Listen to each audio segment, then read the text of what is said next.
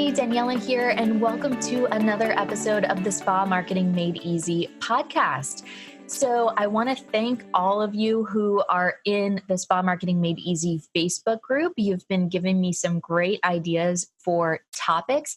This today is a special Wednesday edition, and you guys I know you're loving the beauty bombs where we're dropping bite-sized bits of information on product knowledge, ingredients, treatments.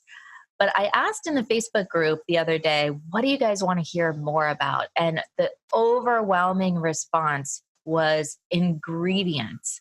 Now, that makes so much sense because, if you're selling products, if you are making these recommendations, you're educating your clients, you need to 100% believe in what you are recommending to them. You've got to believe to the core of who you are that this product is going to help them achieve their skincare goals. If you're not understanding on a deep level what these ingredients are doing or why that bottle of serum is $150, it's going to be really hard to make that recommendation and feel confident about it. So I'm so excited to be talking with you guys today about growth factors. Now, growth factors, I feel like, is one of those ingredients that there's a lot of confusion, of misconception about out there. So I want to really simplify it for you as much as possible. So I love visual, analogies. And one of the easiest ways for me to understand what growth factors are or explain them when I'm talking to my clients or my patients is simply by saying, if a little kid falls down and gets a cut, it gets healed like that, right? And if an elderly person fell down and got the same exact cut, it could take 2 or 3 weeks to heal. And that's partially responsible. The reason that it does that is because of the amount of growth factors present in that person's body.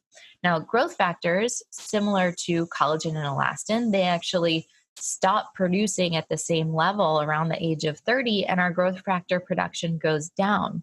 So the growth factors that we are making are going to focus on what's essential for our health. So they're going to be focusing on our internal organs, fighting free radical damage, all of that kind of stuff.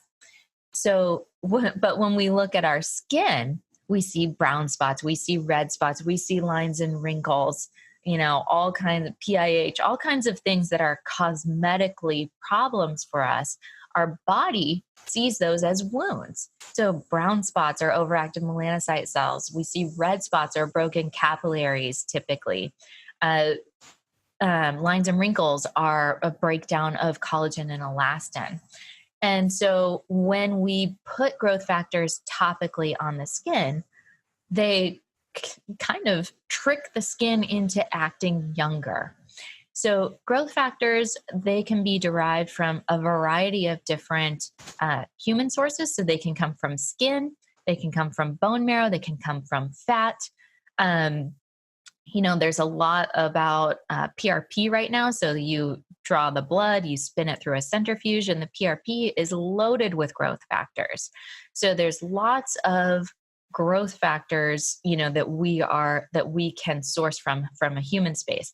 There's also some snails you may have heard of, the snail facial or things like that. The reason that slime is beneficial to the skin is because it has growth factors in it. And there are some plant sources as well.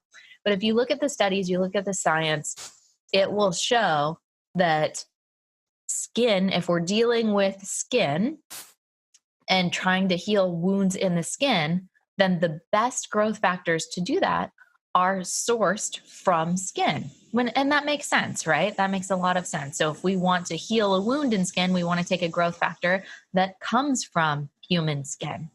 Now, there are 2 different lines in the physician dispensed space that carry human-derived growth factors. That's Neocutis and Skin Medica. Both are excellent lines. Both have tons of science behind them.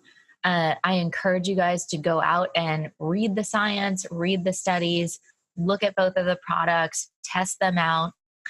Some people love Neocutis, some people love Skin Medica. I'm not here to pick sides.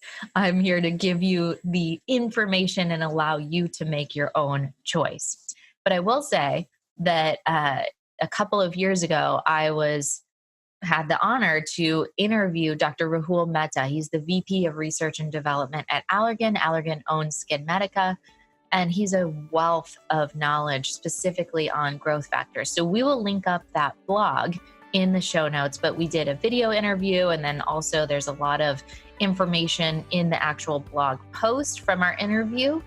And Dr. Mehta provides a lot of resources for those of you who want to go out and research even more on growth factors. So definitely encourage you to watch that. But to summarize, growth factors are essentially wound healers in the skin that trick your skin into acting younger. That is the oversimplification of what they do, but they're very, very important in an anti-aging regimen. I've used them personally for years. I recommend them to all of my patients.